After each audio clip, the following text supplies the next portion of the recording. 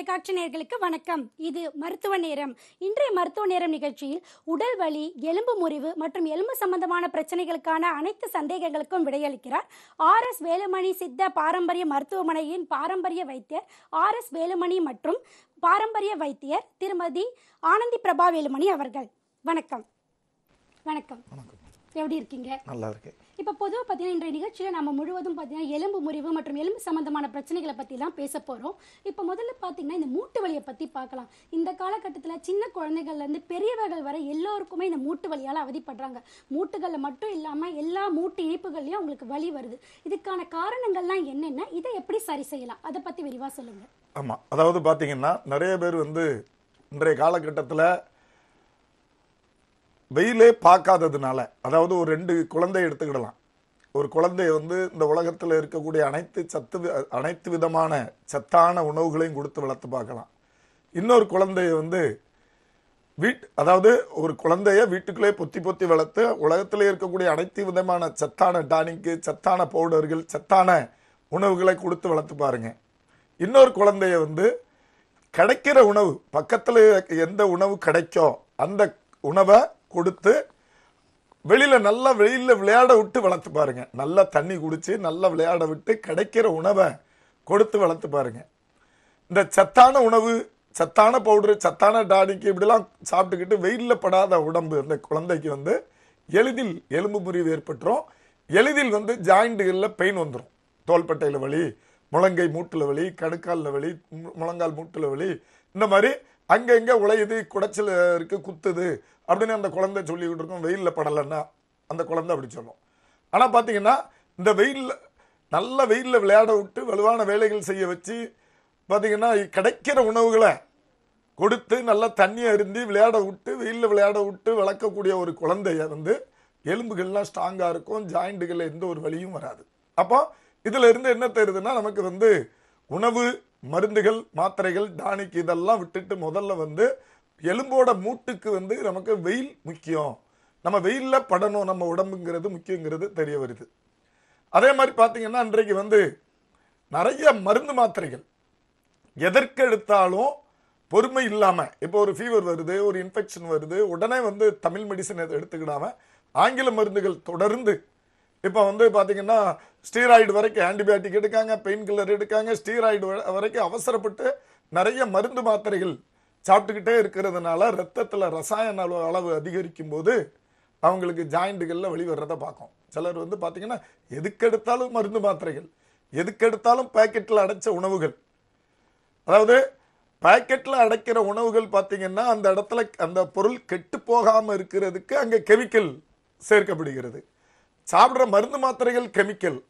அதே மாதிரி பாட்டிலில் குளிர்பானங்கள்லாம் பார்த்தீங்கன்னா அதில் ஒரு 6 மாதம், 3 மாதம், 2 மாதம் கெடாமல், இப்போ நம்ம வீட்டில் ஒரு உணவை தயார் பண்ணி ஒரு 2 மாதம் கெடாமல் வைக்க முடியுமா? நீங்கள் வீட்டில் ஒரு உணவை தயார் பண்ணி 2 மாதம் கழித்து சாப்பிடுவீங்களா? சாப்பிட மாட்டோம். எவனோ ஒருத்தன் தயார் பண்ணி யாரோ ஒருத்தர் பேக்கெட்டில் அடைச்சி கெட்டு போகாமல் இருக்கிறதுக்கு, மாத கணக்காக கெட்டு போகாமல் இருக்கிறதுக்கு அங்கே கெமிக்கலை கலந்து நம்ம அதை விற்கிறாங்க. அதை நம்ம வாங்கி சாப்பிடும்போது ரத்தத்தில் அளவுக்கு அதிகமாக கெமிக்கல் அதிகமாகி ஜாயிண்ட்டுகள்லாம் வலி வர்றதை நம்ம பார்க்கோம். இப்படி ரொமட்டாய்டு ஆர்த்தரைட்டிஸ் வர்றதை பார்க்கும். ரொமட்டாய்டு ஆர்த்தரைட்டிஸ்லாம் சின்ன வயசுலே பெண்களுக்கெல்லாம் பார்த்தீங்கன்னா 30 வயசு 32 வயசுலலாம் ரொமட்டாய்டு ஆர்த்தரைட்டிஸ், எல்லா ஜாயிண்ட்டுகள்லேயும் வலி, முடக்குவாதன்னு சொல்லுவாங்க. இதெல்லாம் இப்போ பார்த்தீங்கன்னா வீட்டுக்கு பக்கத்தில் ஏதாவது ஃபேக்ட்ரி இருக்கும், விஷ வாயுவை கக்கக்கூடிய வெளியிடக்கூடிய ஃபேக்ட்ரி இருக்கும். அது சுவாச பிரச்சனைகளை உருவாக்கி நம்ம சுவாசம் அந்த கெமிக்கல் அளவுக்கு அதிகமாக காற்றுல கலந்த கெமிக்கல் அளவுக்கு அதிகமாக நம்ம சுவாசம் பண்ணிக்கிட்டே இருக்கும்போது அவங்களுக்கு நம்ம உடம்புல ரத்தத்தில் கெமிக்கல் தன்மை அதிகமாகி ஜாயிண்ட்டுகள்லாம் வலி வர்றதை பார்க்கும். அதே மாதிரி பார்த்தீங்கன்னா புறா எச்சம். நிறைய பேர் இப்போ தான் சில நடிகைகளோட ஹஸ்பண்டெல்லாம் புறானால பாதிக்கப்பட்டு இறந்த உடனே இது பேப்பர்லலாம் வந்ததுனால இது ஒரு புறானால பாதிப்பு இருக்குன்னு தெரிஞ்சுக்கிட்டாங்க. ஆனால் நான் 15 வருஷத்துக்கு முன்னாலே 15-16 வருஷத்துக்கு முன்னாலே நான் இந்த புறானால ரொமட்டாய்டு ஆர்த்தரைட்டிஸ் வருது, லங்ஸ் பாதிக்கப்படுது, லங்ஸ் பாதித்தாலே தேவையான அளவு நமக்கு ஆக்சிஜன் கிடைக்காம ஜாயிண்ட்டுகள்லாம் பெயின் வந்துடும், ரொமட்டாய்டு ஆர்த்தரைட்டிஸ் வந்துடும் அப்படிங்கிறத நான் பல டிவி நிகழ்ச்சியில் நான் சொல்லிக்கிட்டே வந்துக்கிட்டு இருக்கேன். நீங்கள் 15 வருஷத்துக்கு முன்னாடி என்னோட பேட்டி எடுத்து பார்த்தீங்கனாலே தெரியும். ஜாயிண்டுகள் எல்லாம் பெயின் வந்து முடக்குவாதம் ஏற்பட்டுருதுங்கிறத அந்த புறானால வரக்கூடிய அந்த எச்சத்தில் உள்ள ஈரம் காத்தல் கலந்து அதை நம்ம சுவாசம் பண்ணி அதனால பாதிப்பு வர்றதுங்கிறத தெரிஞ்சுக்கிடலாம். நான் 15 வருஷத்துக்கு முன்னாடியே சொல்லிட்டேன். இப்படி ஒவ்வொரு காரணங்களுக்காக தொடர்ந்து குளிர்பான அறையிலே இருக்கிறது, ஏசிலே இருந்துகிட்டே இருக்கிறது. ஏசிலே இருக்கும்போது நமக்கு தண்ணி அதிகமாக குடிக்க மாட்டோம். இப்போ குளிர்ந்த ஏசிலே இருக்கும்போது நமக்கு தண்ணீர் துவைக்காது, தண்ணி குடிக்க மாட்டோம், உடம்பு ஓவர் உஷ்ணமாயிரும். தண்ணி குடிக்கலன்னு என்ன செய்யும்? இன்ஃபெக்ஷன் ஆயிரும், யூரினரி இன்ஃபெக்ஷன் வந்துடும், கிருமி தொற்றுகள் வரும், உடம்புல சத்து குறைபாடுகள் ஏற்படும், அப்படி நோய்வாய்ப்படுறதுக்கு வாய்ப்பு இருக்கு. இந்த மாதிரி பல காரணங்கள்னால. அதே மாதிரிதான் சக்கரை வியாதி. சக்கரை வியாதினால இப்போ ஒரு செடி இருக்குங்க, ஒரு செடி இருக்கு, அந்த செடிக்கு ஒரு நல்ல தண்ணி விட்டாச்சுன்னா அந்த செடி நல்ல பச்சை பச்சைன்னு வளரும், நல்ல பூ பூக்கும், நல்ல காய் காய்க்கும், இந்த மாதிரி பார்க்கறதுக்கே அழகா இருக்கும். அதே மாதிரி தான் நம்ம மனித உடம்பு.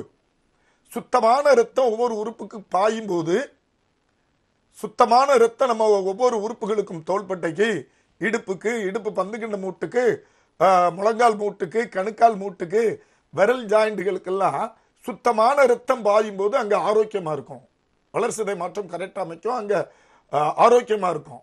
ஆனா இப்ப பாத்தீங்கன்னா கண்ட கண்ட உணவுகள், உடம்புல வந்து இன்ஃபெக்ஷன், அந்த காத்து சுத்தம் இல்லாம, இப்படி பல காரணங்கள்னால நமக்கு ரத்தத்தில் அசுத்தம் ஏற்பட்டுட்டுன்னா நமக்கு வந்து ஜாயிண்ட் பெயின் வர்றதுக்கு வாய்ப்பு இருக்கு. எப்படி சுகர் அதிகமாயிட்டுனா, ரத்தத்தில் அளவுக்கு அதிகமாக சுகர் ஆயிட்டுனா என்ன ஆகும்? சக்கரை ரத்தத்தில் குளுக்கோஸ் எந்த அளவு இருக்கணுமோ அந்த அளவு தான் இருக்கணும். ஒரு செடி இருக்கு, உப்பு தண்ணி கொஞ்சம் அதிகமாக பாஞ்சிட்டுனா என்ன ஆகும்? பழுத்து போயிடும். ஒரு ஒரு ஒரு செடிக்கு உப்பு தண்ணி அதிகமாக, கொஞ்சம் உப்பு தண்ணி பாஞ்சிட்டுன்னா அந்த நல்லா வளர்ந்துகிட்டு இருக்கிற செடி பழுத்து போயிடும், கெட்டு போயிடும். அதே மாதிரி தான் நம்ம உடம்பும். சக்கரை ரத்தத்தில் அளவுக்கு அதிகமாகி ஒவ்வொரு உறுப்புகளுக்கும் பாஞ்சதுன்னா அந்த உறுப்புகள்லாம் உள்புண்ணு ஏற்பட்டுரும். அங்கே இருக்கக்கூடிய ஜவ்வுகள்லாம் நீர்க்கட்டுகள் ஏற்பட்டு பாதிப்பு ஏற்பட்டு நமக்கு வலி ஏற்படுறதுக்கு வாய்ப்பு இருக்கு.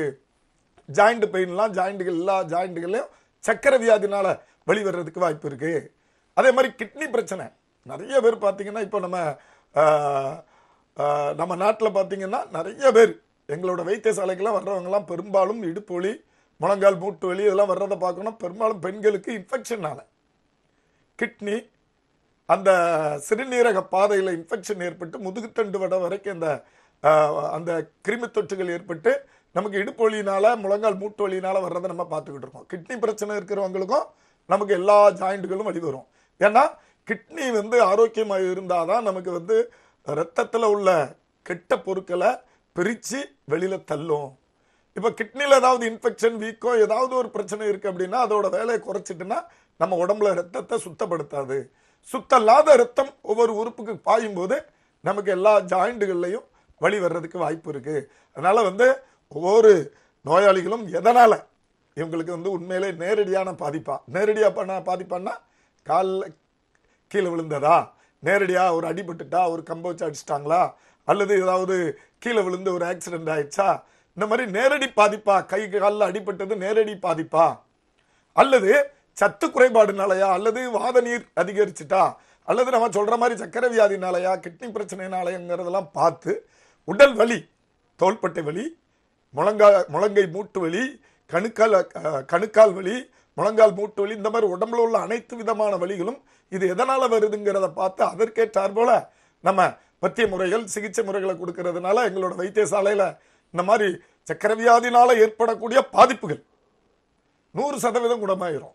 சக்கரை வியாதினால என்னென்ன பாதிப்புகள் வரும்? உடல் சோர்வு, ஜாயிண்ட்ஸ் பெயின், இந்த மாதிரி என்னென்ன உடல்ல வரக்கூடிய, தோள்பட்டையில் வரக்கூடிய வலிகள், இந்த மாதிரி சக்கரை வியாதினால வரக்கூடிய அனைத்து பிரச்சனைகளும் சரியாயிரும். இதை பற்றி தொடர்ந்து பேசலாம். இனிப்புல நே இருக்காங்க, பேசிடலாம். மக்கள் வணக்கம். வணக்கம். வணக்கம் ஐயா, உங்க பெயர் சொல்லுங்க. ஜெகதீஷ். எங்க இருந்து பேசுறீங்க ஐயா? திருநெல்வேலி. சரிங்க, உங்களுடைய சந்தேகங்களை மருத்துவர்கிட்ட தெளிவா தொடர்ந்து கேளுங்க. வணக்கம், சொல்லுங்க. சார், அந்த மூட்டு பகுதியில, மூட்டு பகுதியில ரொம்ப அழுத்தம் கொடுத்தோன்னா ஜவ்வு விரிவடைஞ்சு வாத நீர் அந்த இடத்துல போர்க்குன்னீங்க. அப்புறம் அதுல குருத்தெலும்பு ஜவ்வுலாம் வந்து அரிச்சிரும் அப்படின்னீங்க. ஆமா, அதே போல அரிச்சு பெண்ட் ஆயிட்டு இருக்கு. சரி, கணுக்கால்லையா? ஆமா, கணுக்கால்ல. வயசு என்னாச்சு? 40 இங்குள்ள டாக்டர்கிட்ட கேட்டா அந்த மூட்டை அமுக்கி மட்டி வச்சு கட்டி சரி பண்ணலான்றாங்க. அப்படி பண்ணலாமாங்க சார்? அதாவது ஆமா. கீழே விழுந்துட்டீங்க. இல்ல இருங்க நான் சொல்றேன். கீழே விழுந்துட்டீங்க, அந்த கணுக்கால் ஜாயிண்ட் விலகிட்டு அல்லது எலும்பு முறிஞ்சு போச்சு அப்படின்னா நம்ம அதை கட்டு போட்டா சரியா வரும். ஓகேவா? அது ஏற்கனவே கிட்னி பிரச்சனைனால, கிட்னில ஏதாவது பிரச்சனை, கிட்னி ஃபெயிலியர் அல்லது கிட்னில ஏதாவது பிரச்சனை, அதனால ரத்தத்துல அழுக்கு நச்சு பொருட்கள் அதிகமாயிருச்சு, அந்த நச்சு பொருட்கள் காலில் இறங்கி வீங்கி அங்க எலும்பு அரிச்சிருக்கு, ஜவ்வு அரிச்சிருக்கு அப்படின்னா நீங்க நேரில் வரணும். அது நம்ம இந்த பிரச்சனையை அந்த நீரை எப்படி வெளியேற்றலாம், உள்மருந்துகள் கொடுத்து இந்த கழிவை எப்படி வெளியேற்றலாம். இப்போ பார்த்தீங்கன்னா கிட்னி சிறுநீர் வழியா கழிக்கணும், அந்த யூரின் வழியா நமக்கு கழிவை வெளியேற்றணும்.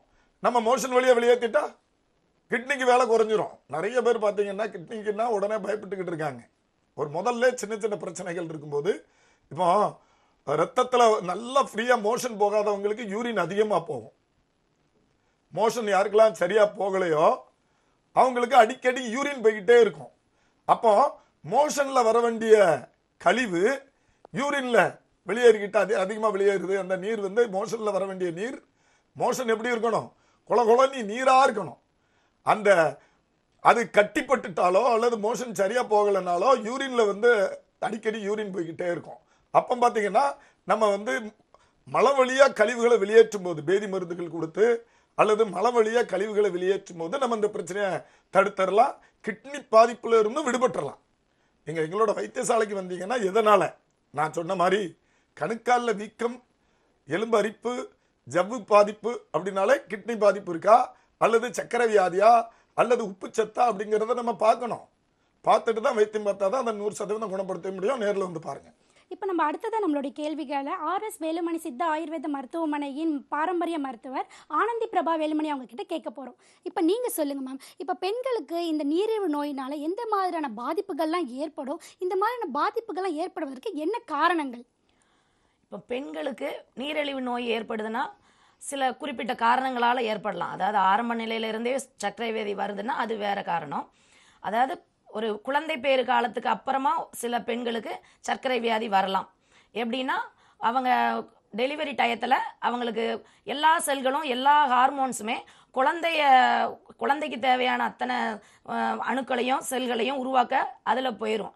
இவங்களுக்கு நார்மலாக கிடைக்க வேண்டிய அளவெல்லாம் குழந்தைக்கு போகிறதுனால இவங்களோட கணையம் நல்லா திக்கனிங்காக இருந்தால் கணைய திசுக்கள் செல்கள்லாம் நல்ல முறையில் இருக்கும்போது இன்சுலினை அதிகமாக கொடுக்கும். குழந்தைக்கும் கரெக்டாக போகும், தாய்க்கும் நலமாக இருப்பாங்க.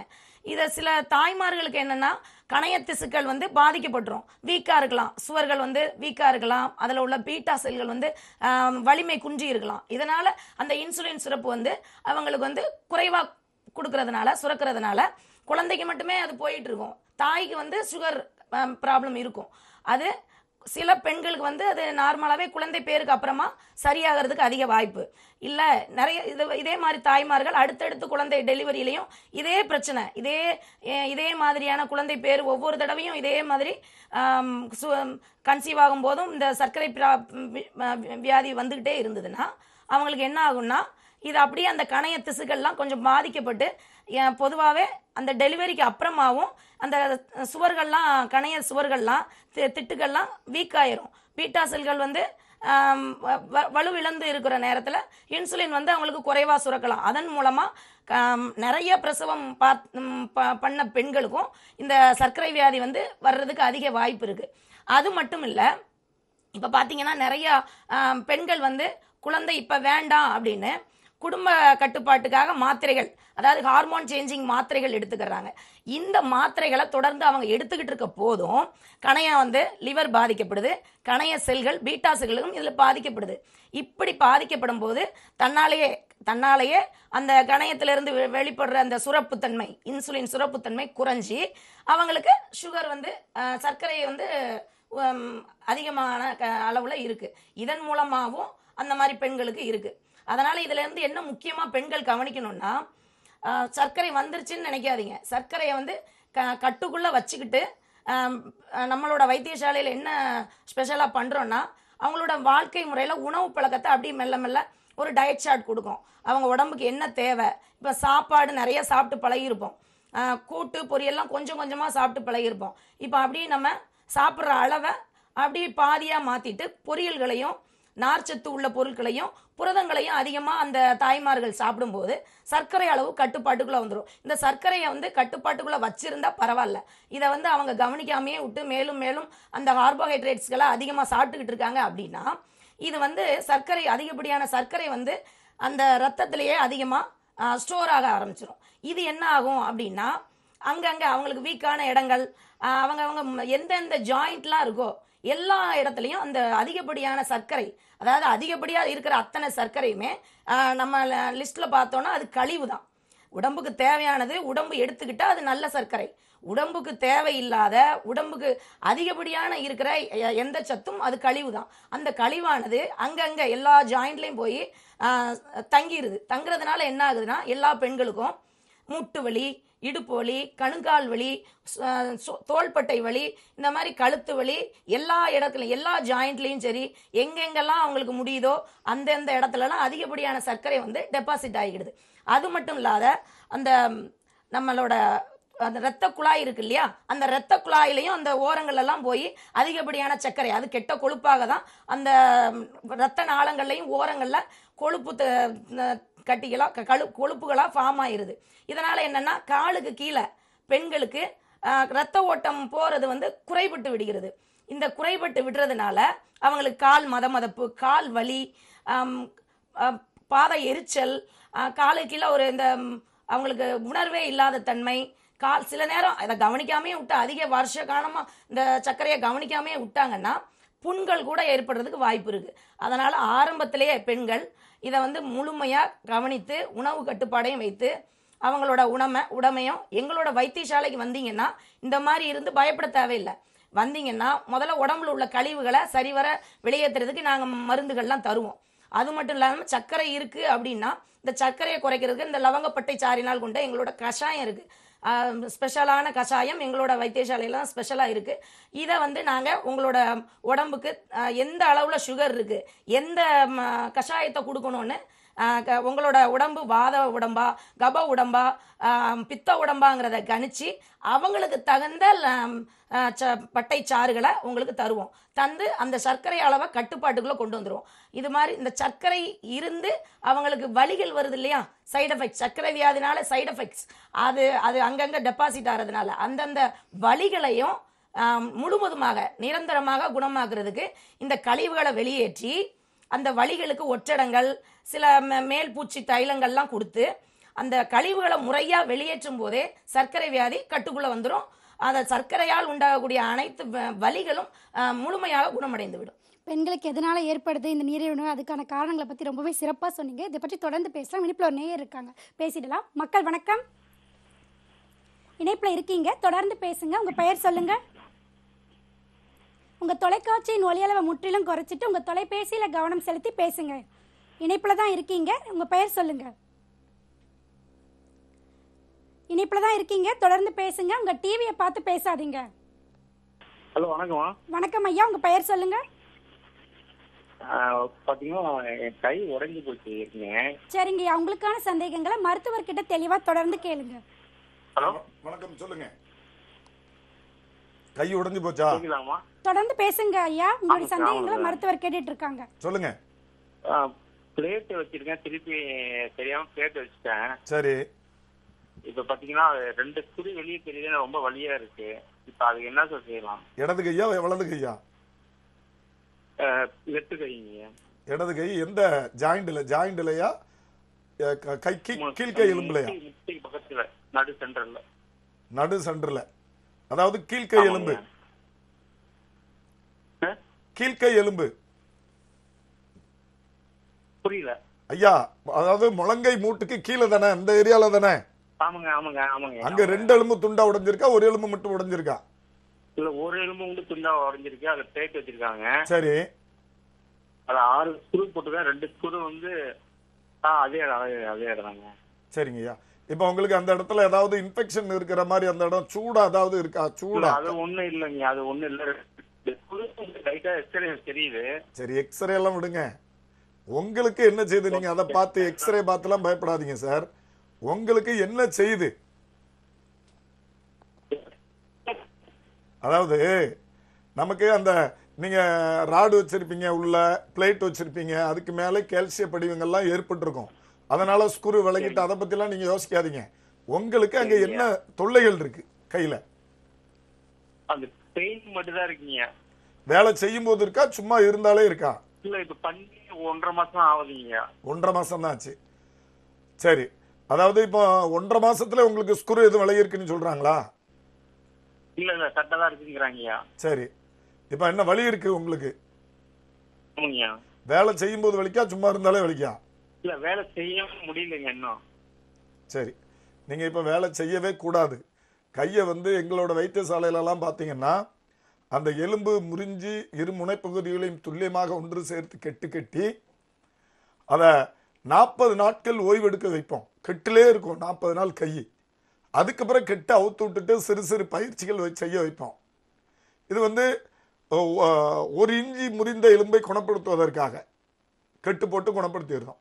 நீங்க பாத்தீங்கன்னா 1 இன்ச்சு முறிந்த எலும்பை குணப்படுத்துவதற்காக சுமார் ஒரு 6 முதல் 12 துளைகள் வரைக்கும் போட்டிருப்பாங்க. அப்போ வீக்கா இருக்கும் கை, அந்த எலும்பு வந்து வீக்கா இருக்கும். அப்போ வந்து நீங்க உடனே சிலருக்கு வேலை செய்ய முடியாது. அதனால இப்போதைக்கு வேலை செய்ய வேண்டாம், என்னை நேரில் வந்து பார்த்துருங்க. ஒரு ட்ரிப்பு நேரில் வந்து பார்த்துருங்க. இது எதனால உங்களுக்கு வலி இருக்கு, அந்த இடத்துல எலும்பு சிலர்லாம் பார்த்தீங்கன்னா பெரிய பெரிய ஓல்ஸா போட்டிருந்தாங்க. எலும்புல வந்து ஒரு அந்த ஸ்க்ரூ கரெக்டான அளவு ஸ்க்ரூ போட்டாச்சுன்னா பிரச்சனை இருக்காது. பெரிய பெரிய துளைகள்லாம் போட்டாங்கன்னா ஜாயிண்ட்டுக்கு அந்த ஸ்க்ரூ போட்ட இடம்லாம் வீக்காக இருக்கும். நீங்கள் நேரில் வாங்க, அது எதனாலங்கிறத பார்த்து தேவைப்பட்டா நம்ம கெட்டு போட்டு அதை குணப்படுத்திடலாம். வந்து பாருங்க. அழைத்தமைக்கு நன்றி ஐயா. இப்போ நம்ம அடுத்ததாக ஜவ்வு கிழிதல் பற்றி பார்க்கலாம். இப்போ பொதுவாக இந்த ஜவ்வு கிழிதல் பார்த்தீங்கன்னா ஒரு 50% மேலே இருந்தாலோ இல்லை அடிக்கடி தொடர்ந்து நடந்துட்டு இருந்தாலும் அறுவை சிகிச்சை செய்யணும் அப்படின்றாங்க.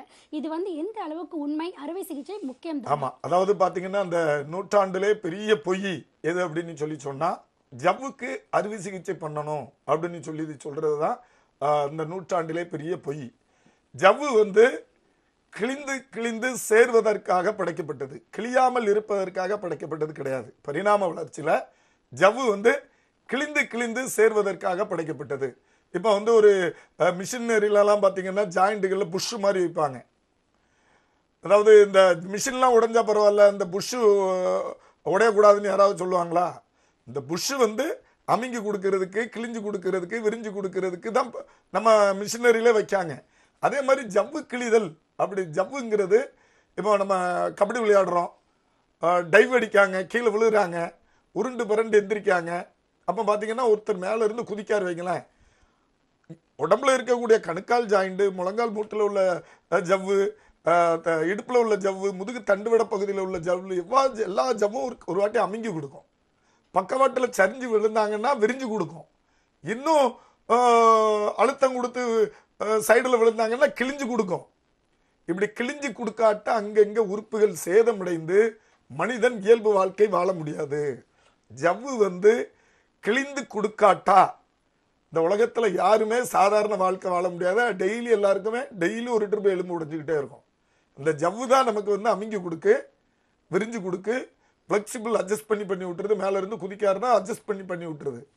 இல்லைன்னா ஸ்ட்ரெயிட்டா எலும்பு பாதிக்கப்பட்டோம். அதனால ஜவ்வு வந்து அமுங்கி கொடுக்கறதுக்காகவும் விரிஞ்சு கொடுக்கறதுக்காகவும் முடியாத பட்சத்தில் கிழிஞ்சு கொடுப்பதற்காக தான் படைக்கப்பட்டிருக்கு. இப்போ பார்த்தீங்கன்னா பொய்யான ஜவ்வு கிழிதல், இது என்ன பொய்யான ஜவ்வு கிழிதல் அப்படின்னு நிறைய பேர் கேட்கலாம். இப்போ வந்து ஒருத்தர் வந்து எந்த ஒரு அடியுமே பட்டிருக்காது, ஒரு ஆக்சிடென்ட்ல சிக்கியிருக்க மாட்டாங்க, எந்த ஒரு விளையாட்டும் விளையாண்டுருக்க மாட்டாங்க, எந்த ஒரு காரணமுமே அவங்களுக்கு தெரியாது. முழங்கால வலிக்கு அப்படின்னு ஒரு டாக்டர்கிட்ட போவாங்க.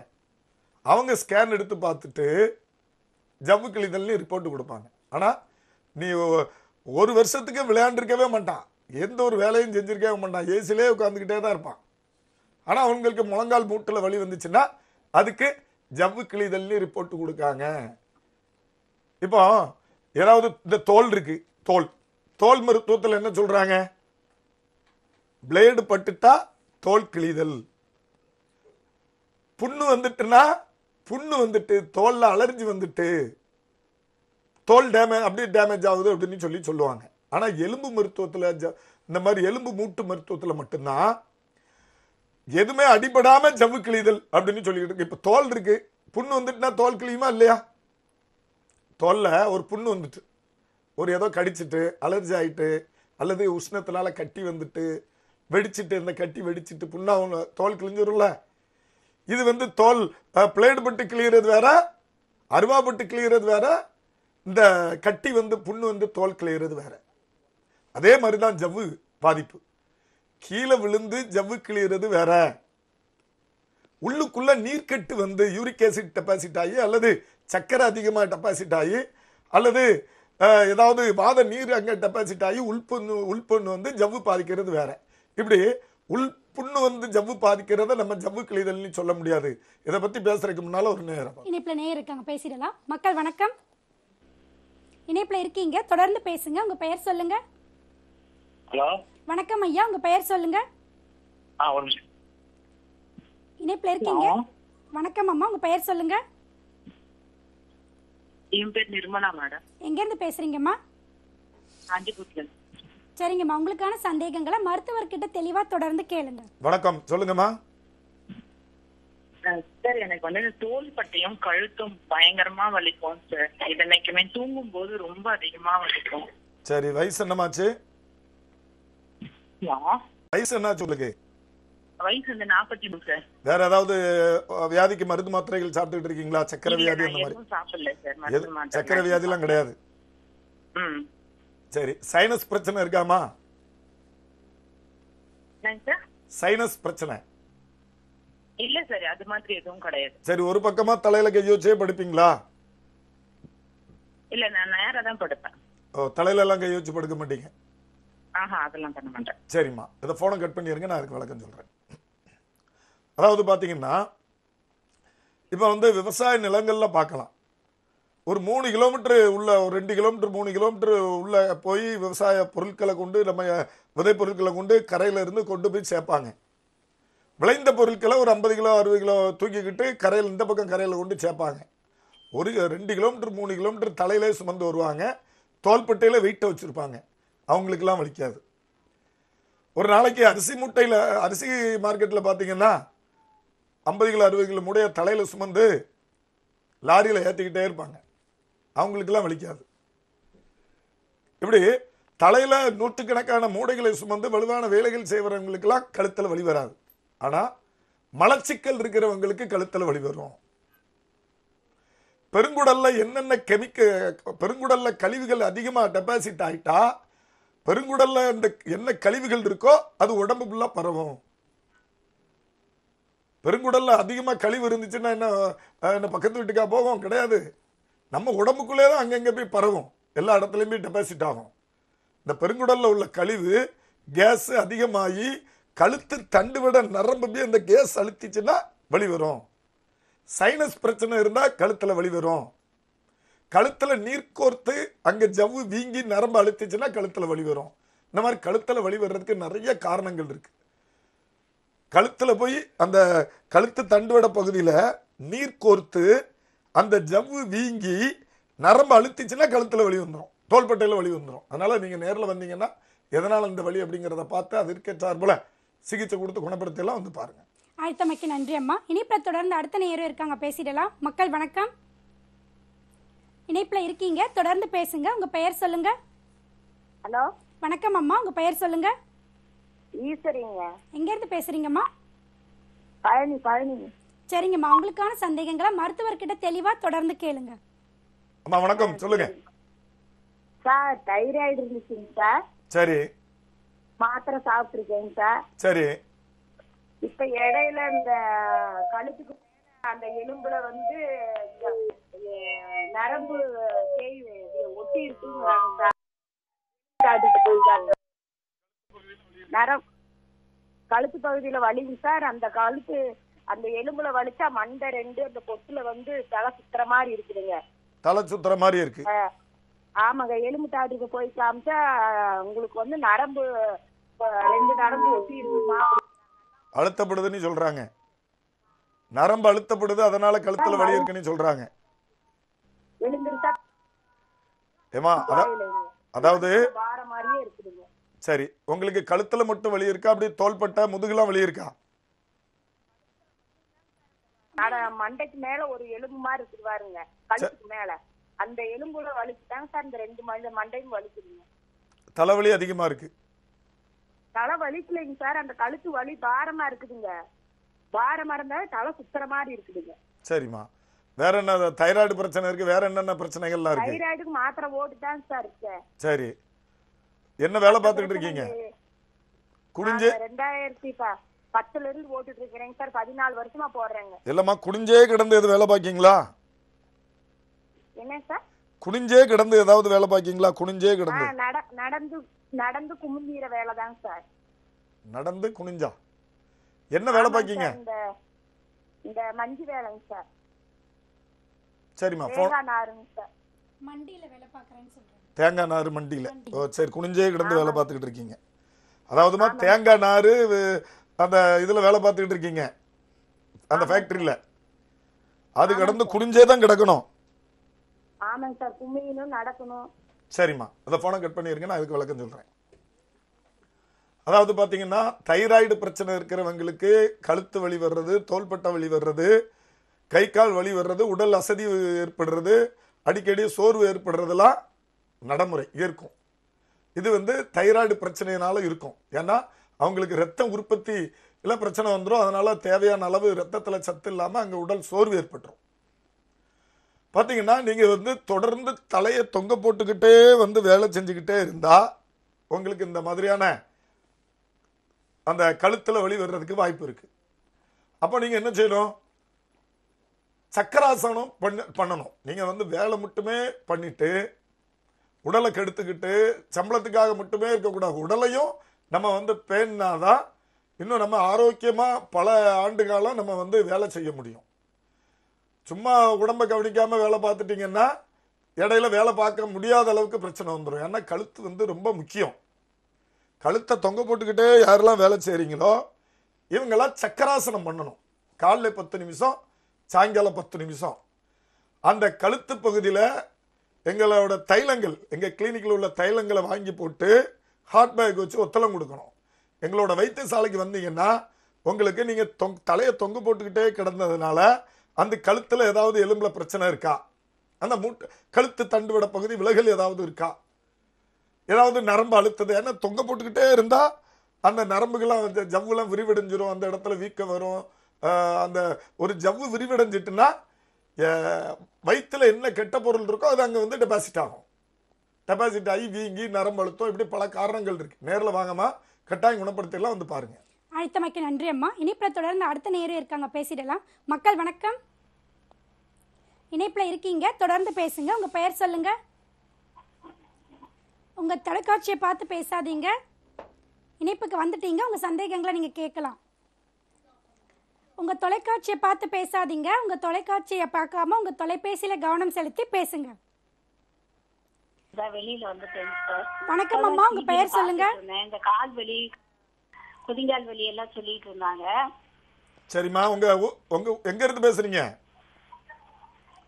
சரிங்க சார், எனக்கு கால் மடக்கி உட்கார முடியலைங்க சார். ஒரு கால் ரொம்ப வலியா இருக்குது. சரிம்மா, உங்க பேர் சொல்லுங்கம்மா. என் பேர் பழனிமாங்க சார். சரிம்மா, அதாவது முழங்கால் மூட்டில காலை மடிச்சு உட்கார முடியல, அப்படிதானே? ஆமாங்க சார், மடிச்சு உட்கார முடியல. ஒவ்வொரு டைம் இங்க மேல அந்த இது குடுவில இருந்தே ஒரே வலியா இருக்குங்க சார். இடுப்புல இருந்தே வலி இருக்கா? ஒரு கால் மட்டும்தான் அப்படி இருக்குது. ஒரு கால் மட்டும்தான் அப்படி இருக்குது. இல்ல, இடுப்புல இருந்தே வலி இருக்கா? ஆமாங்க சார். இடுப்புல இருந்து இடது பக்கமா? ஆமாங்க சார், சோத்தாங்கை பக்கம். வலது பக்கம்? ஆமாங்க சார், வலது பக்கம் வலி இருக்கு. வலது பக்கத்துல இல்ல அது ஒண்ணும் ப்ராப்ளம் இல்லைங்க சார். இந்த ஒரு கால் மட்டும்தான் இந்த ஒரு 2 வருஷமாவே வலியாவே இருக்குது. சரி, வலது பக்கம் பொழுதுனிக்கு உட்காந்து வேலை செய்யறதுதாங்க சார் என்னோட வேலை. ஆனா ரொம்ப முடியல, இப்ப வேலைக்கே போகிறது இல்ல. சரிம்மா, வலது பக்கத்துல வலி இருக்கா, இடது பக்கத்துல வலி இருக்கா? வலது பக்கம் சார். வலது பக்கத்துல தான் வலி இருக்கு. ஆனா அந்த இடுப்புல இருந்தே வலி இருக்கு உங்களுக்கு, கால் கீழே வரைக்கும். ஆமாங்க சார். முழங்கால நல்லா மடிக்க முடியல. ஆமாங்க சார், மடிச்சு உட்காரவே முடியலைங்க சார். கீழே எல்லாம் உட்கார்றதுக்கே முடியல. எங்கேயாவது ஒரு விசேஷத்துக்கு எந்த வீட்டுக்கு போனாலும் கீழே உட்காரவே முடியலைங்க சார். சரி. சேர்ல இருந்தாதான் உட்கார முடியுது. சரிம்மா, வேற ஏதாவது நீங்க மருந்து மாத்திரைகள் வேற ஏதாவது வியாதிக்கு சாப்பிடுறீங்களா? ஆமாங்க சார். மருந்து மாத்திரை வந்து இந்த ஆஸ்மா இருக்குது. இந்த டெக்ஸ்ல வேலை பார்க்கறதுனால ஆஸ்மா இருக்குதுங்க சார். அதுக்கு வந்து இந்த டியூப் அந்த இது மாதிரி உரியர்கள் கொடுத்துருக்காங்க சார். அது கிட்டத்தட்ட 10 வருஷமா யூஸ் பண்ணிட்டு இருக்கேன். சரி சரி சரி. அப்புறம் வேற இந்த சக்கரை பிரஷர் இதெல்லாம் வந்து நார்மலா இருக்குது. சரி, ஆஸ்துமா இருக்கு. ஆமாங்க சார். அது வந்து 10 வருஷமா இருக்குது. அதுதான் யூஸ் பண்ணி. சரிம்மா, இதை போனை கட் பண்ணிருங்க, நான் இதுக்கு விளக்கம் சொல்றேன். அதாவது ஆஸ்துமா நோயாளிகளுக்கெல்லாம் பெரும்பாலும் தேவையான அளவு ரத்தத்துக்கு தேவையான அளவு ஆக்சிஜன் முழுமையா கிடைக்காம ஜாயிண்ட்கள்ல வலி வர்றது இயற்கை. இதுக்கு வந்து நம்ம வந்து இவங்க ஆனா இந்த பேஷண்ட்டுக்கு வந்து இதனால வலி இருந்த மாதிரி தெரியல. இவங்க ஏதோ காலத்தை மடிச்சு உடல் எடையெல்லாம் ஒரே பக்கமா வச்சு, இப்போ வந்து நான் தான் நடக்கும்போது 40 கிலோ இந்த காலுக்கு 40 கிலோ இந்த காலுக்கு கொடுத்து நடந்தாதான் என் ஒரு 2 பக்கமும் வலி இருக்காது. நீங்க வந்து வேலை பார்க்கன்னு சொல்லிட்டு ஒரே பக்கமா சாஞ்சு கிடந்து 60 கிலோ இருந்து 60 கிலோ எடையையும் ஒரே பக்கமா வச்சு அழுத்தினா என்ன செய்யும்? வருஷக்கணக்கா தொடர்ந்து ஒரு பக்கமா வச்சு அழுத்திக்கிட்டே இருந்தா அங்க இடுப்புல அந்த தண்டு விலகல் ஏற்பட்டுரும். அப்ப அந்த விலகின இடத்துல நரம்பு அழுத்தம் ஏற்பட்டுரும். இப்போ காலை மடிச்சு வச்சுக்கிட்டு ஒரு பக்கமா நல்ல நான் தான் இருக்கேன், ஒரு பக்கமாவே தலையில கை வச்சு படுத்தா வருஷக்கணக்கா ஒரு 10 வருஷம் தொடர்ந்து படுத்தா ஒரு சைடு வலி வந்துடும்ல. அதே மாதிரி ஒரு வலது கால் பக்கம் காலை மடிச்சு வச்சுக்கிட்டு உடல் எடையை போட்டு குனிஞ்சு கிடந்து வேலை பார்த்துக்கிட்டே உடல் எடையை ஒரே பக்கமா வச்சு அழுத்துனா அங்க ஜவ்வு விரிவடைஞ்சிரும். நம்ம உடம்புல உள்ள கெட்ட பொருட்கள்லாம் எப்படி நமக்கு வந்து வாத நீர் காலில் வந்து டெபாசிட் ஆகிருது அப்படின்னு சொல்றோமோ, அதே மாதிரி உடம்புல உள்ள கெட்ட பொருட்கள்லாம் ஒரே இடத்துல வந்து அழுத்த ஒரே சாஞ்சு கிடக்கிறதுனால அங்க வந்து டெபாசிட் ஆகிறதுக்கு வாய்ப்பு இருக்கு. அந்த ஒரே பக்கத்துல வலது பக்கம் பந்துக்கிண்ண மூட்டு பாதிப்பு ஏற்படுறதுக்கு வாய்ப்பு இருக்கு. அந்த L4 L5 ஜாயிண்ட் ஒரே பக்கமா அழுத்திக்கிட்டே இருக்கிறதுனால வலி வர்றதுக்கு வாய்ப்பு இருக்கு. நீங்க நேரில் வாங்கம்மா, கட்டாயம் உங்களுக்கு வந்து இந்த முதுகு தண்டு விட பகுதி ஏதாவது அழுத்தம் இருக்கா, அல்லது இந்த இடுப்போட பந்துக்கிண்ண மூட்டு ஏதாவது பாதிப்பு ஏற்பட்டிருக்கா, அல்லது முழங்கால் மூட்டில் ஏதாவது ஜவ்வு பாதிக்கப்பட்டிருக்கா அப்படிங்கிறதெல்லாம் பார்த்து அதற்கேற்றார் போல சிகிச்சை கொடுத்து குணப்படுத்திடலாம். வந்து பாருங்க. அழைத்தமைக்கு நன்றி அம்மா. இப்போ நிறைய பேருக்கு பார்த்தீங்கன்னா குதிக்காலில் வலி ஏற்படும். அதுவும் தூங்கி எந்திரிச்ச உடனே அவங்களால வந்து நடக்கவே முடியாது. அது எதனாலலாம் ஏற்படுது? அதை எப்படி சரி செய்யலாம்? ஆமா, அதாவது பாத்தீங்கன்னா குதிங்கால்ல வாத நீர்னால இப்பெல்லாம் பெண்களுக்கு பாத்தீங்கன்னா சின்ன வயசுலயே வலி வருதுன்னு சொல்றாங்க. கல்யாணம் ஆகுறதுக்கு முன்னாலே காலில் எந்திரிச்ச உடனே என் பொண்ணுக்கு வலி இருக்கு, கூட்டிட்டு வரட்டான்னு போன்ல கேட்காங்க. வாங்க, நீ பார்த்தா இதுல அடிபட்டு இருக்காது, எந்த இடத்துலயும் வந்து இடிச்சிருக்க மாட்டாங்க, எந்த ஒரு பாதிப்பும் தெரியாது. ஆனா பாத்தீங்கன்னா வெயில்ல போயிருக்க மாட்டாங்க, தொடர்ந்து ஏசிலே இருக்கிறது, வெயில்ல போய் விளையாடுறது கிடையாது. வீட்டில் பாக்கெட்டில் அடைச்ச பொருட்கள், பாட்டில் அடைச்ச பொருட்கள் இதெல்லாம் சாப்பிட்டுட்டு வெயிலில் போகாமல் இருக்கும்போது உடம்புல தேவையில்லாமல் நீர் வச்சு, இப்போ ஒரு வாட்டர் பாட்டில் வச்சுக்கிடுங்களேன், ஒரு வாட்டர் பாட்டில், அதில் அந்த தண்ணியில் கொஞ்சம் அழுக்கு இருக்கு, தண்ணியில் அழுக்கு இருக்கு, எங்கே படியும்? கீழே தான் படியும். ஒரு 5 மணி நேரம் 6 மணி நேரம் அப்படியே அசையாமல் வச்சுட்டா அந்த வாட்டர் பாட்டிலில் உள்ள அழுக்கு கீழே படியும். அதே மாதிரி தான் நம்ம நைட்டு வந்து நல்லா தூங்கிக்கிட்டு இருக்கும்போது உடம்புல உள்ள கெட்ட நீர்கள்லாம் கணுக்காலில் வந்து அதாவது குதிங்காலில் வந்து படிஞ்சிடும். காலையில் எந்திரிச்ச உடனே ஊனும்போது முதல்ல ஒரு 10 ஸ்டெப்புக்கு முள்ளு குத்துற மாதிரி வலிக்கும், நடக்க நடக்க சரியாயிரும். இதை வந்து சில வைத்தியத்தில் நம்ம வந்து கால்சியம் எக்ஸ்ட்ரா படிஞ்சிட்டு அதனால வலிக்குன்னு சொல்லுவாங்க. இதை பத்தி பேசுறதுக்கு முன்னால ஒரு நேரம் பார்த்துக்கலாம். இணைப்புல நேயர் இருக்காங்க, பேசிடலாம். மக்கள் வணக்கம், இணைப்புல இருக்கீங்க, தொடர்ந்து பேசுங்க. உங்க பெயர் சொல்லுங்க. உங்க தொலைக்காட்சியை பார்த்து பேசாதீங்க, இணைப்புக்கு வந்துட்டீங்க, நீங்க தொடர்ந்து பேசலாம். உங்க பெயர் சொல்லுங்க. இணைப்புல தான் இருக்கீங்க, உங்க பெயர் சொல்லுங்க. உங்க தொலைக்காட்சியை பார்த்து பேசாதீங்க, உங்க கைபேசியில ஒலிபெருக்கி போட்டிருந்தீங்கன்னா அதையும் அணைச்சிட்டு பேசுங்க. வணக்கம், உங்க பெயர் சொல்லுங்க. எங்க இருந்து பேசுறீங்க? இணைப்புல இருக்கீங்க, தொடர்ந்து பேசுங்க. ஹலோ, வணக்கம், உங்க பெயர் சொல்லுங்க. வணக்கம். உங்க சந்தேகங்களை மருத்துவர்கிட்ட நீங்க கேட்கலாம். ஐயா கேளுங்க, சொல்லுங்க, உங்க பிரச்சனை என்னன்னு சொல்லுங்க. ஐயா வணக்கங்க. வந்துங்க இந்த ரத்தத்துல வந்துங்க சரி, பிளட் அலர்ஜின்னு சொல்லிருக்காங்க. அலர்ஜின்னு சொல்லியிருக்காங்களா? Blood allergy.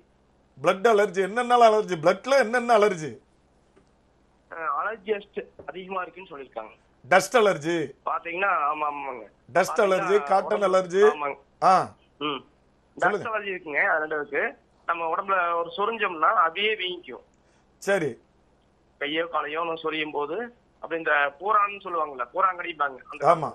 சொல்லுங்க. அது போலவே அது மாதிரி அதுக்கு என்ன மருத்துவங்க ஐயா? சரிங்க ஐயா. நீங்க வேற ஏதாவது வியாதிக்காக மருந்து மாத்திரைகள் சாப்பிட்டுட்டு இருக்கீங்களா? எது சாப்பிட இல்லைங்க ஐயா. எதுவுமே எந்த பிரச்சனை இல்ல. ஆனா அந்த அலர்ஜி மட்டும் இருக்கு. அது இல்லைங்க. நான் வந்துங்க வேற எதுவும் சாப்பிடல. எந்த மருந்து மாத்திரை இல்லைங்க. ஒரு மாத்திரை மட்டும் சொல்லியிருக்காங்க. அது ரொம்ப அலர்ஜி அதிகமா இருக்கும் போது பிக்கும் போது சாப்பிட்டுக்கணுங்க. பிக்கிற மாதிரி இருக்கும். சொரிஞ்சோம்னா அப்படியே வீங்கிக்கும். கையில எங்க சொரிஞ்சோம்னாலுமே சரி. 4 விரல போட்டு அதாவது அந்த 4 விரல் தர. ஆமாங்க. நீங்க நேர்ல வரும்போது உங்களுக்கு விஷப்பூச்சிகள் ஏதாவது கடிச்சுதா, அல்லது உங்களோட வாழ்க்கை முறையில உங்களுக்கு ஒவ்வாமை ஏற்படுத்தக்கூடிய ஒரு பொருளை தொடர்ந்து யூஸ் பண்ணிக்கிட்டே இருக்கீங்களா? இப்போ படுக்கிற காட்டன் கூட சிலருக்கு அலர்ஜி இருக்கும். உங்களுக்கு எதனால அந்த அலர்ஜி வருது?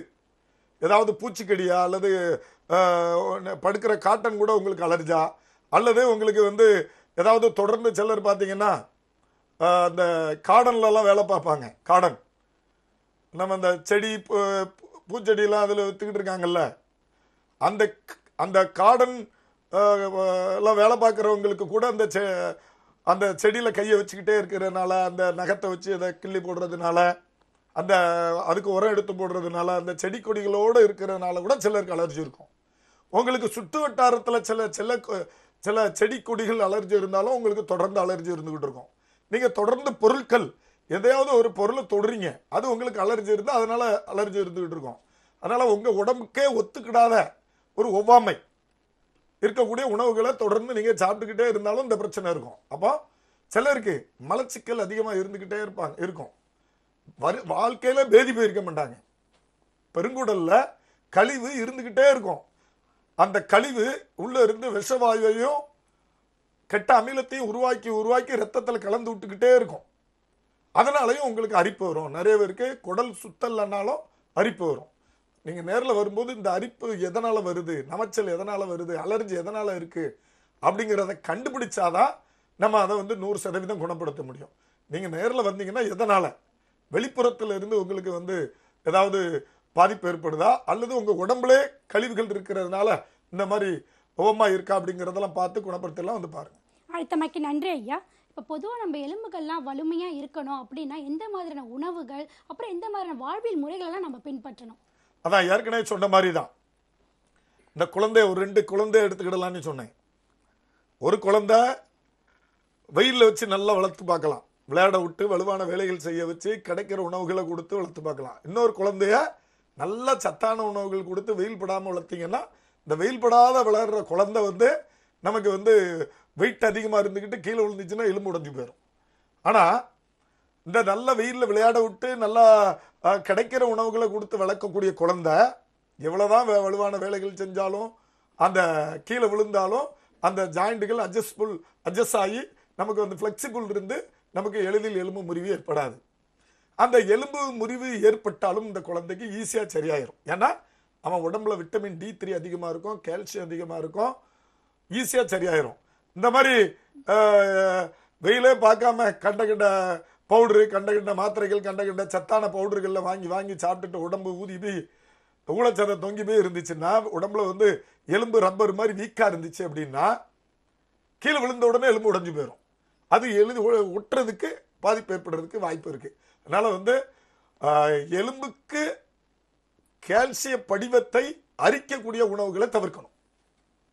இப்போ சர்க்கரை வியாதினால நிறைய பேருக்கு எலும்பு மூட்டுக்கள் பாதிக்கப்படும். அதை பத்தி டாக்டர் ஆனந்தி பிரபா சொல்லுவீங்க, உங்களுக்கு தெரியும். இப்போ அவங்க கிட்ட கேட்கலாம், நீங்க சொல்லுங்க. சர்க்கரை வியாதிங்கிறதுனால, சர்க்கரை வியாதி நான் ஏற்கனவே சொல்லியிருந்தேன், சர்க்கரை அதிக அளவுல இருக்கிறது தான் சர்க்கரை வியாதின்னு சொல்றோம். நம்ம உடம்புல ரத்தத்துல அதிகப்படியான சர்க்கரை சுத்திக்கிட்டே இருக்கு. அது அதிக அளவுல கிட்னி தான் என்ன செய்யணும், அந்த கழிவை வெளியே தள்ளணும். அது எவ்வளவுதான் பண்ணும், ரத்தத்துல உள்ள அதிகப்படியான கொழுப்புகளை எவ்வளவுதான், அதாலையும் அதுக்கும் ஒரு கெப்பாசிட்டி இருக்கு, அந்த அளவு தான் அதுவும் ட்ரெயின் அவுட் பண்ணிக்கிட்டே இருக்கும். அதையும் மீறி இருக்கிற குளுக்கோஸ் திரும்பியும் ரத்தத்திலேயே சுழல ஆரம்பிச்சிடும். அப்போ சுழலும் போது அது திரும்பி அடுத்த நேரம் சாப்பாடு நம்ம சாப்பிட ஆரம்பிச்சிரும். அதில் உள்ளதை எங்கேயாவது கொண்டு ஸ்டோர் பண்ணணும். அதனால் ஏதாவது மூட்டுகளில், முட்டு வலியில், முட்டுகளில், இடுப்புகளில், அந்த மாதிரி ஜாயிண்ட்டுகள்லாம் டெபாசிட் பண்ணி வச்சிரும். இதனால் கூட முட்டு வலி, இடுப்பு வலிலாம் சர்க்கரை வியாதினால கூட இந்த பேஷண்ட்டுகளுக்கு வர்றதை பார்த்துக்கிட்டு இருக்கோம். நம்ம வைத்தியசாலையில் இதுக்கு சர்க்கரை வியாதியால் பாதிக்கப்பட்டவங்க கூட இந்த இடுப்பு வலி, மூட்டு வலியால் அவதியுட்டு இருக்காங்க, பார்த்துட்டு இருக்கோம். ஒரு அடிபட்டு எந்த அடியும் பட்டிருக்காது, ஆனால் சர்க்கரை வியாதி இருக்கும். சர்க்கரை வியாதி இருந்தால் வலிக்குங்கிறதே அவங்களுக்கு மெதுவாக தான் அனலைஸ் பண்ணுவாங்க. ஏன்னா அந்த அதிக அளவு சர்க்கரைங்கிறது கழிவு தான். அந்த கழிவை வந்து எல்லா மக்களுக்கும் அந்த சர்க்கரை வியாதி இருக்கிறவங்களுக்கு முறையாக வெளியேறுவது இல்லை. ஏன்னா அந்த சர்க்கரை, இந்த ரத்தத்தில் உள்ள சர்க்கரை எது வழியாக வெளியேறணும்? சிறுநீரகம் வழியாக, யூரின் வழியாக தான் வெளியேற்றப்படணும். ஆனால் நம்மளோட சிறுநீரகம் அதிகமான ஒர்க்கு, அது வந்து எவ்வளோ சர்க்கரை வெளியேற்றும், ஒரு குறிப்பிட்ட அதுவும் பழுதடைஞ்சிக்கிட்டே தான் வரும். காலங்கள் ஓட ஓட சிறுநீரகம் செயலிழப்பு ஏற்படுறதுக்கு வாய்ப்பு இருக்குது. அதனால் அவங்களுக்கு இடுப்பு வலி, அதிகப்படியான சர்க்கரை வந்து இடுப்புகளில், முட்டுகளில், எந்தெந்த ஜாயிண்ட்டுகள்லனாலும் அது தங்குறதுனால அவங்களுக்கு அந்தந்த ஜாயிண்ட்டுகள் வலி உண்டாகி வலியை ஏற்படுத்திக்கிட்டு இருக்கு. இந்த வலியை நம்மளோட வைத்தியசாலைக்கு வந்தீங்கன்னா இவங்களுக்கு சர்க்கரை வியாதியால் தான் வந்ததா, இல்லை வேற ஏதாவது அலர்ஜினாலையும் ஏற்படலாம், சுவாசம் மூலமாக, அது மாதிரி எந்ததுனாலும் ஏற்படலாம். இது சர்க்கரை வியாதினால ஏற்பட்டுச்சுன்னா ரொம்ப அவங்களுக்கு வந்து அந்த சிவியராக அந்த இடத்துல யூரிக் ஆசிட் மாதிரி, அதுவும் ஒரு சர்க்கரை தான், அது ஒரு அமிலம் தான், அது அங்கங்கே போய் ஸ்டோர் ஆகி அவங்க வலியினால பெரிய அளவில் அவதிட்டு இருக்காங்க. இதுக்கு அவங்க வந்து உடம்பை முதல்ல சுத்திகரிக்கணும். அதாவது உடம்புல உள்ள கழிவுகளை, ரத்தத்தில் உள்ள கழிவுகளை முறையாக வெளியேற்றணும். முறையேற்றிட்டு திரும்ப அந்த கழிவுகள் வந்து உடம்புல சேரக்கூடாது இல்லையா? அதனால் சர்க்கரையை கட்டுப்படுத்தக்கூடிய உணவு வகைகளை நம்ம ஒரு டயட் சார்ட் தருவோம், அதை அப்படியே ஃபாலோ பண்ணணும். என்றைக்குமே சர்க்கரை வந்துடுச்சுன்னா, நமக்கு சர்க்கரை வர்றவங்களும் சரி, இல்லாதவங்களும் சரி, அந்த உணவுகளில் வந்து நார்ச்சத்து உணவுகளை அதிகமாக எடுக்கணும். மாவு சத்தை அப்படியே குறைச்சிடணும். கொஞ்சம் புரதங்களை சாப்பிடணும், அதிகமாக நார்ச்சத்து, அதாவது ஒரு கார்போஹைட்ரேட்டான உணவுகளை மட்டுமே எடுத்துக்கிட்டு இருக்கக்கூடாது. குறிப்பாக ஒரு உதாரணத்துக்கு சொன்னால், சிலர்லாம் சாப்பாடே பார்த்தீங்கன்னா பிரெட்டு, அந்த மாதிரி பிஸ்கெட்டு, அந்த மாதிரியே சாப்பிடுவாங்க. அந்த மாதிரி ஒரே மாவு சத்தாக கார்போஹைட்ரேட்டாகவும் சாப்பிடக்கூடாது. அதனாலையும் அவங்களுக்கு ஈஸியாக இருக்குது, இப்போ சமைக்க வேண்டாம், ஒரு ஆள் தானே இருக்கும் அப்படின்னு சாப்பாடை வந்து இருக்கிறத சாப்பிட்டுக்கலான்னு சொல்லிட்டு காய்கறிகள், நார்ச்சத்துக்களை அவாய்ட் பண்ணிட்டு இருக்கிற கார்போஹைட்ரேட்டை அதிகமாக எடுத்துப்பாங்க. இந்த மாதிரி உணவு சாப்பிட்ற முறையை மாற்றிக்கிட்டு கொஞ்சமாக சாதம், நிறைய காய்கறிகள், பழங்களும் எடுத்துக்கலாம். அது குறிப்பிட்ட பழங்கள் இருக்குது அதுக்காக. சர்க்கரை வியாதிக்கு சாப்பிடக்கூடிய ஆப்பிள் எடுத்துக்கலாம், மாதுளை, காயான கொய்யாக்காய் எடுத்துக்கலாம். இந்த மாதிரி பேரிச்சம்பளம் சாப்பிடக்கூடாது, பேரிக்காய் சாப்பிடலாம், ஆரஞ்சு, சாத்துக்குடி, இந்த மாதிரியான பழ வகைகள் சாப்பிடலாம். அது மட்டுமல்லாது நிறைய புரதங்களும் சேர்த்துக்கணும். ஏன்னா இந்த சர்க்கரை இருக்கிறவங்களுக்கு அதிக அளவில் புரதம் வந்து கம்மியாக குறைபாடு ஏற்படும். அதனால் புரதங்களையும் எடுத்துக்கிடணும். அயன் கண்டிப்பாக குறையும், B12, B6 அது அந்த லெவலும் குறையும். ஏன்னா சுகர் இருக்கிறவங்களுக்கு சீக்கிரத்திலே டயர்ட் ஆகிடுவாங்க. ஏன்னா அதிக அளவில் அந்த உடம்புல எல்லா சத்துமே உடம்புகளுக்கு வந்து அந்த இன்சுலின் வந்து டெபாசிட் பண்ணி வைக்க கெப்பாசிட்டி இல்லாதனால தான் அவங்களுக்கு வந்து சர்க்கரையே வருது. அப்படி இருக்கும்போது அவங்களுக்கு எல்லாமே வெளியில் ட்ரைன் அவுட் பண்ணி போகிறதுனால, எல்லா சத்துக்களுமே ட்ரைன் அவுட் பண்ணி வெளியில் போகிறதுனால அவங்க வந்து ரொம்ப சோர்வாவாங்க. அவங்களுக்கு ரொம்ப அடிக்கடி பசி, தாகம் இந்த மாதிரி வரும். இந்த மாதிரி உணர்வுகள்லாம் வரும். அதிலேருந்து நம்ம விடுபடணும்னா நார்ச்சத்து உணவுகள்லாம் வந்து செமிக்கிறதுக்கு ரொம்ப லேட் ஆகும். அதனால் நிறைய நார்ச்சத்து, அதான் நிறைய காய்கறிகள் எடுத்துக்கிடணும். மாவுச்சத்தை கம்மி பண்ணிவிட்டு காய்கறிகள், பழங்கள்லையும் குறிப்பிட்ட பழங்கள் நான் சொன்ன மாதிரி அந்த உணவுகளை மட்டும் எடுத்துக்கிட்டு புரதங்களையும் சேர்த்துக்கிட்டிங்கன்னா இந்த சர்க்கரை வியாதியை கட்டுக்குள்ள வச்சுக்கலாம். ஆனால் இந்த சர்க்கரை வியாதியினால இடுப்பு வலி, முட்டு வலி, தோள்பட்டை வலி எல்லாம் குணப்படுத்தணும்னா எங்களோட வைத்தியசாலைக்கு நீங்கள் வந்தீங்கன்னா உங்களுக்கு இது எதனால், சர்க்கரை வியாதியால் தான் ஏற்பட்டிருக்கா இல்லை வேற எதுனாலையுமான்னு கண்டுபிடிச்சி அதுக்கேற்ற மருந்து முறைகளை, உங்களுக்கு சாறுகள், கஷாயங்கள், லேகியங்கள், அந்த மாதிரி அவங்க எதனால் வந்திருக்குங்கிறத நோய் நாடியை தெரிஞ்சுக்கிட்டு அதுக்கு ஏற்றால் போல மருந்துகளை கொடுத்து உங்களோட வியாதியை, சர்க்கரை வியாதியாக இருந்தாலும் எந்த வியாதியாக இருந்தாலும் கட்டுக்குள் கொண்டு வந்து அதனால் ஏற்படக்கூடிய பாதிப்புகள் இருக்கு இல்லையா, வலிகள், மூட்டு வலி, இடுப்பு வலி, கால் வலி, கணுங்கால் வலி, இந்த வலிகள் எல்லாம் நிரந்தரமாக குணப்படுத்த முடியும். இது பொதுவாக இப்போ பார்த்தீங்கன்னா இந்த கர்ப்பிணி பெண்களுக்கு எலும்பு முறிவுகள் ஏற்பட்டால் அவங்களுக்கு எந்த மாதிரியான சிகிச்சைகள்லாம் அளிக்கலாம்? ஆமாம், அதாவது பார்த்தீங்கன்னா கர்ப்பிணி பெண்களுக்கு எலும்பு முறிவு ஏற்பட்டுச்சுன்னா நிறைய பெரிய பெரிய மருத்துவமனைகள் அறிவியல் நவீனம் வளர்ந்துட்டு அப்படின்னு சொல்லிட்டு அந்த மருத்துவமனைகள் எல்லாம் பார்த்தீங்கன்னா குழந்தைய அழிச்சிடணும். நமக்கு இப்போ ஒரு 40 நாள் 60 நாள் 40 நாள் குழந்தைலாம் வயிற்றுல வளர்ந்துக்கிட்டு இருக்கு, கரு வளர்ந்துக்கிட்டு இருக்கு. ஒரு தாய்க்கு எலும்பு முறிவு ஏற்பட்டுச்சு, அப்போ நீங்கள் போனீங்கன்னா நம்ம குழந்தைய கலைச்சிடுவாங்க தான் சேஃப், இல்லைன்னா உங்களுக்கு கால அறுவை சிகிச்சையில் ஏதாவது பாதிப்பு ஏற்படும் அப்படின்னு சொல்லிட்டு நம்ம வந்து குழந்தைய கலைக்கிற வேலைலாம் இப்போ பண்ணிக்கிட்டு இருக்காங்க. அதாவது எலும்பு முறிவு அப்படிங்கிறது சும்மா சாதாரணமாக சரியாகக்கூடிய ஒரு விஷயம், ஒரு சாதாரணமாக. ஆனால் பார்த்தீங்கன்னா இன்னைக்கு அதுக்குன்னு ஒரு டிபார்ட்மெண்ட் வச்சு, அதுக்குன்னு ஒரு பயமுறுத்தல் வச்சு சாதாரணமாக சரியாகக்கூடிய ஒரு விஷயம். எலும்பு முறிஞ்சா இரு முனைப்பகுதிகளையும் துல்லியமாக ஒன்று சேர்த்து கெட்டு கட்டி ஓய்வெடுத்து மூலிகை தைலங்களை, எங்களோட மூலிகை தைலங்களை தொடர்ந்து கெட்டுக்கடையில் விட்டுக்கிட்டே வரும்போது இயற்கையாகவே எலும்பின் இறை முனைப்பகுதிகளுக்கு இடையே எலும்பு திசு அணுக்கள் ஒன்று கூடி இணைப்பு பாலமாக இணைத்து பிடித்துக் கொள்ளும். அதன் மேல் கால்சியம் படிவங்கள் மேலும் மேலும் படிந்து அது உறுதியுடன் சேர்ந்து கொள்ளும். இது இயற்கை. நம்ம முன்னோர்கள் கெட்டு கட்டி குணமானாங்க. அதுக்கு பிறகு வெளிநாட்டினர்லாம் மாவு கட்டு போட்டு குணமானாங்க. இந்த வியாபார ரீதியா மருத்துவத்துக்குள்ள உள்ள வந்தவங்க தான் ராடு போடுறது, பிளேட்டை போடுறது, இந்த மாதிரி போய்கிட்டே இருக்காங்க. ராடுலாம் எதுக்காக தயாரிக்கப்பட்டது, எதுக்காக கண்டுபிடிக்கப்பட்டது அப்படின்னா, இப்ப மரக்கால் வச்சுக்கிட்டு நிறைய இருந்திருப்பாங்க, கால் எடுக்க வேண்டிய நிலைமை, எலும்பு செதஞ்சு போச்சு ஆக்சிடென்ட்ல, கெட்டு கட்டி குணமாக முடியல, காலு இன்ஃபெக்ஷன் ஆயிட்டு, இப்போ அவங்களுக்கு வந்து ராடு வச்சு அதை பார்ப்பாங்க. இந்த மாதிரி சின்ன சின்ன முறிவுக்கெல்லாம் நம்ம வந்து ராடு பக்கமே போக வேண்டாம், ஆப்ரேஷன் பக்கமே போக வேண்டாம். ஏன்னா துல்லியமாக சேர்த்து வைத்து கெட்டும் போது இயற்கையாகவே நமக்கு அந்த கடவுள் அந்த பரிணாம வளர்ச்சியில் அந்த எலும்பு சேர்ந்து கொள்ளும் தன்மை இருக்கு. அதே மாதிரிதான் கர்ப்பிணி பெண்ணுக்கு 45 நாள் வயிற்றுல குழந்தைய வச்சுக்கிட்டு நமக்கு எலும்பு முறிவு ஏற்பட்டுச்சுன்னா அதை வந்து குழந்தைய அழிக்க சொல்றது எந்த விதத்திலும் நியாயமாகும்? பாருங்க, நமக்கு அறுவை சிகிச்சை பண்றதுக்கு அனஸ்தீசியா கொடுக்கணும், கட்டு போடுறதுக்கு கொடுக்கணுமா? எங்களோட வைத்தியசாலையில் பார்த்தீங்கன்னா ஒரு நாளைக்கு கிட்டத்தட்ட குறைந்தது 50 to 60 பேர் எலும்பு முறிவுனால பாதிக்கப்பட்டு கெட்டு போட்டு போய்கிட்டே இருப்பாங்க. அவங்களுக்குலாம் அனஸ்தீசியா கொடுக்க தேவையில்லை. இப்போ ஆப்ரேஷன் பண்றதுக்கு அனஸ்தீசியா கொடுக்கணும், தோள்களை அறுக்கணும், நரம்பு ரத்த நாளைகளை துண்டிக்கணும், சதையை பழக்கணும், எலும்புல ஓட்ட போடணும், உள்ள மஜ்ஜை பாதிக்கப்படும். அப்போ அந்த கர்ப்பிணி பெண்ணுக்கு அனஸ்தீசியா கொடுத்தா என்ன ஆகும்? குழந்தை பாதிச்சிடும். தோள்களை அறுக்கும் போது புண்கள் ஏற்படும். அந்த புண்களை ஆற்றுவதற்காக ஆன்டிபயோட்டிக் மருந்து மாத்திரைகள் கொடுக்க தேவைப்படும். அதுல ஏதாவது இன்ஃபெக்ஷன் கூடுதல் ஆகி ஸ்டீராய்டு வரைக்கும் கொடுக்க போயிட்டு இருக்காங்க. இப்படி வலி நிவாரணிகள், ஆன்டிபயோட்டிக்கள், ஸ்டீராய்டு மருந்துகள்லாம் அளவுக்கு அதிகமாக கொடுக்கும்போது வயிற்றில் இருக்கிற குழந்தை என்னாகும்? பாதிப்பு ஏற்படும்.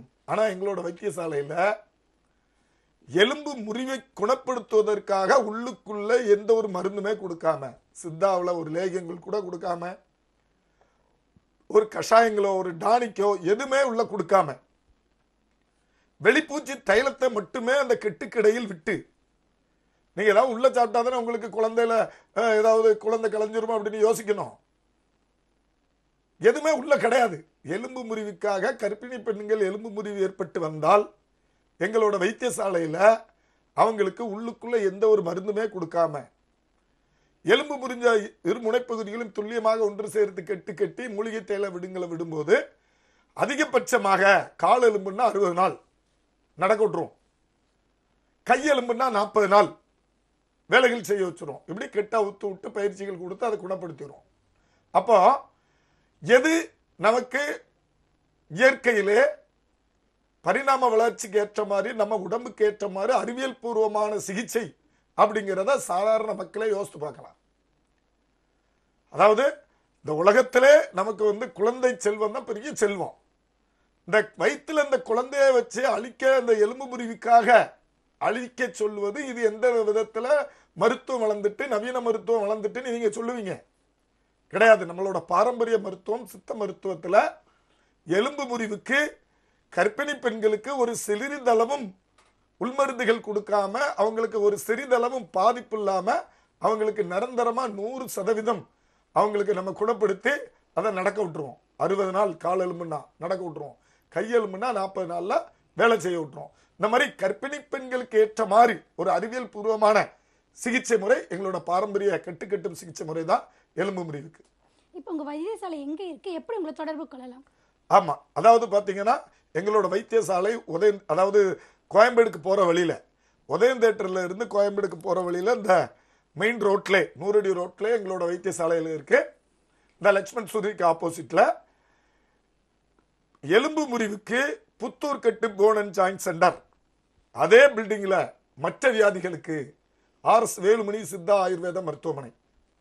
நிறைய பேர் அந்த சக்கரை வியாதினால மூட்டுல வலி வர்றது, அவங்களுக்கெல்லாம் சித்த மருத்துவர்களால இவங்களுக்கு மூட்டு வலி சக்கரை வியாதினால வந்திருக்கு, யூரிக் ஆசிட்னால வந்திருக்கு, வாதத்தினால வந்திருக்கு,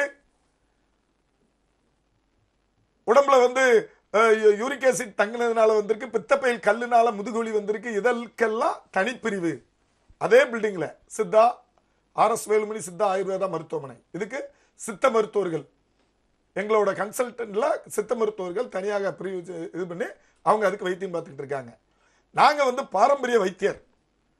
எலும்பு முறிவு உடம்புல எந்த இடத்துல கழுத்தெலும்பு தவிர, நிறைய பேர் கழுத்தெலும்பு முறிஞ்சதுன்னா வருவாங்க, ஸ்கேனை எக்ஸ்ரே எல்லாம் தூக்கிட்டு வருவாங்க. சார் கழுத்தெலும்புல கிராக் ஏற்பட்டுட்டு உங்களுக்கு சரி பண்ண முடியுமா அப்படிம்பாங்க. யாருக்குப்பா அப்படிமா? அப்போ எனக்கு தான் அப்படிம்பாங்க. நீ எதுல வந்த, பைக்ல வந்தியா அப்படின்னா, அம்மா பைக்ல தான் வந்தேம்பாங்க. எப்படி கழுத்தெலும்புல கிராக் ஏற்பட்டாலோ பிராக்சர் ஏற்பட்டாலோ பைக்ல வர முடியாது. இதை பற்றி பேசுவதற்கு இன்னைக்கு டைம் ஆயிட்டு, நாளைக்கு இதை பத்தி பேசலாம். இவ்வளவு நேரம் நான் கேட்ட கேள்விகளுக்கோ நேர்கள் கேட்ட கேள்விகளுக்கோ எல்லோருக்கும் புரியும் வகையில் தெளிவாக விளக்கங்களை சொன்னதற்கு மிக்க நன்றி. நன்றி.